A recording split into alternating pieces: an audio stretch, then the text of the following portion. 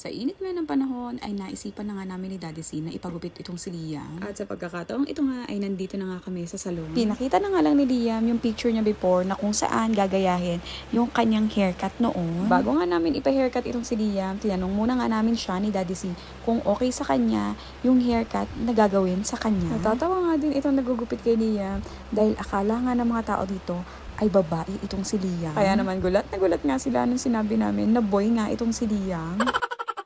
At sa mga puntong ito nga, ito na inuumpisahan ng gupitan itong si Liam. Sa totoo lang ay nanghihinayang talaga kami ni Daddy C sa buhok nito ni Liam dahil maganda nga ang tubo ng buhok nito. Pero para na nga rin kay Liam dahil ramdam nga rin namin ang hirap niya lalo na't mainit ang panahon ngayon. Para nga po sa inyong kaalaman, si Liam ay mainitin po talaga mana sa kanyang daddy. Kaya naman kahit naka-aircon silang mag-ama ay pinapawisan pa rin sila. Lalo nga ngayong summer ay trippy nga ang pagkabanas nitong mag-ama ko. Kaya naman itong si Daddy C kung mapapansin nyo ay nagpapagupit na nga rin at sumabay na nga siya kay Liam. Parehas ngang mahaba ang buhok nito mag-ama kaya naman dito ko na nga lang sila sa salon dinala. Kung mapapansin nyo nga tawa ng tawa itong naggugupit kay Liam natatawa nga sila dito kay Liam dahil nga habang ginugupitan siya ay daldal nga ng daldal. Ay, dati naman gugupit maan sa ano ko.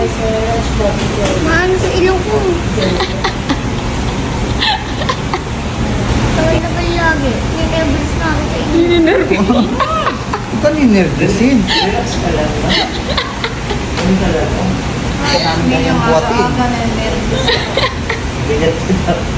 Marami tayong buhati. Buta ba? Nakaporma ako. Nakaporma ka? Siyempre, magpe-playground ako Magpe-playground nga tayo. Siyempre, magpe-playos ganun talaga. Ano talaga yun? Dami-dami utos. Dami-dami utos? Ang laki-laki ng upo. Hindi naman kasa. Dahil reklamo. Kasya ka naman na. Ano yan naman? Tsaka, Wala naman sa akin. may kasalanan sa'yo. Ano mo, ugly na ako. Ay, hindi ka ugly. Nakayos yan. Handsome ka. Inaayos yung hair mo. Handsome yan. Pang-handsome yan na. Mami, tanggal naman yung inaano sa akin. Hindi pang ganyan. Tatanggalin nga. Gugupitin pa yun. Yung gupitin pa yan. Sana tapos na to. Sana tapos na to. Lapit na yun. Hindi niya para daw siya si Kuya Tao Tao. Ay, wala akong makita ng isang batay.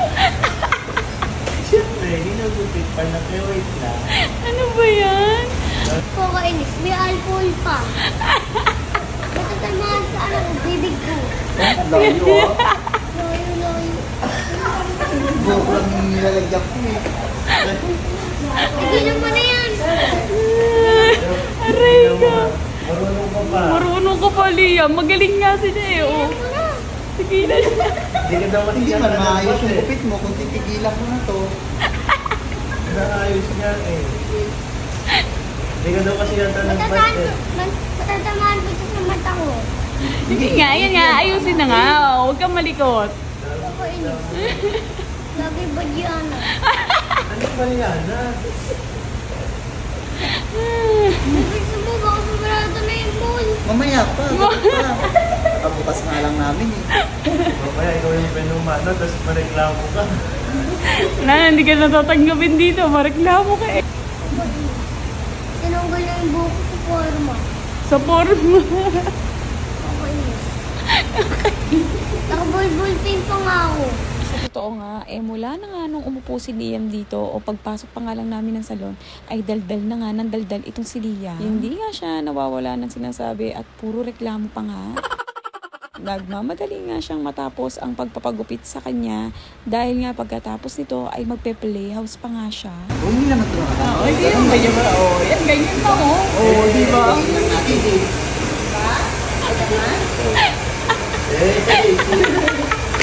Init. Ikaw mo ba mo na? Init eh. Layo ah. Hindi ko nga ginagamitan ng mainit eh. Tatabayan ka na. Batang-bata ko pa. Ilang beses nga na-cancel ang pagpapagupit ni Liam dahil nga sa mga hindi inaasahang pangyayari. Bayar naman kasi sa mga. O diba, makikita nyo naman sa video kung hindi daldal ng daldal, reklamo nga ito ng reklamo. Pero kahit na mareklamo nga itong si Liam, buti na lang hindi siya malikot gupitan. Kaya naman hindi na gaanong nahirapan si Kuya gupitan itong si Liam. Mas mukhang na-stress pa nga siya sa kadaldalan nito ni Liam at kakareklamo. Makalipas nga ng ilang minuto at eto na nga ang final look. Bye guys, pogi na ako. Pogi na? Hindi ka na mukhang girl? Asan ang hair mo? Ito oh. Ang haba ng hair. Itong haircut nga na to ni Liam, haircut na nga niya nung bata pa siya. Yan pong nakikita niyo sa screen, yan nga pong picture na yan ni Liam ang pinagaya naming haircut niya. Fast forward, matapos nga gupitan si Liam, inumpisa na nga rin ni Kuya si Daddy C na gupitan. Buti na nga lang at pumayag na nga itong si Daddy C na magpagupit dahil nga sa totoo lang, ayaw niya talagang pagupitan yung mahaba niyang buhok. At makalipas ka na ilang minuto, ito na nga ang final look ng aking mag-ama. So yun lang guys, thank you for watching. Comment down below kung nagustuhan niyo po ang new look ni Liam. Bye!